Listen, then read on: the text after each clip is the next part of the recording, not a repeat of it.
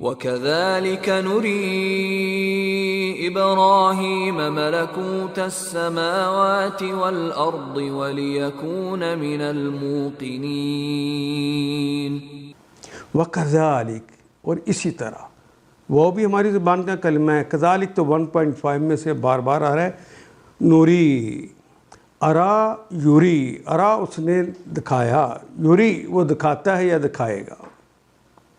سمجھانا دو طرح کا دکھایا جاتا ہے، ایک یہ ہوتا ہے آنکھ سے دکھا دینا، ایک ہے بات کو سمجھا کر اس کی رائے بنا دینا، خیال بنا دینا، وہ بھی را کہلاتا ہے۔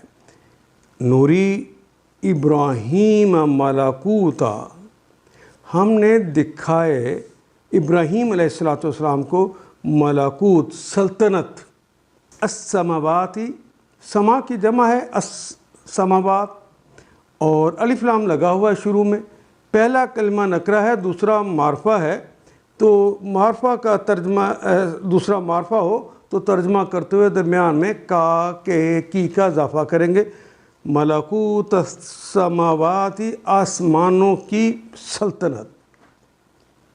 وَكَذَلِكَ نُرِي ابراہیم، ہم نے دکھائی ابراہیم علیہ السلام کو آسمانوں کی سلطنت، والارض، اور زمین کی، زمین و آسمان کی سلطنت ہم نے ابراہیم علیہ السلام کو دکھائی۔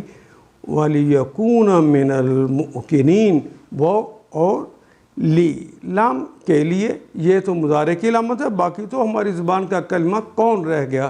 اے کون و مکان کے مالک، ساری دنیا جہاں کے مالک۔ کون کا مطلب ہوتا ہے جو چیزیں ہو چکی ہوں، کون کا مطلب ہی ہونا۔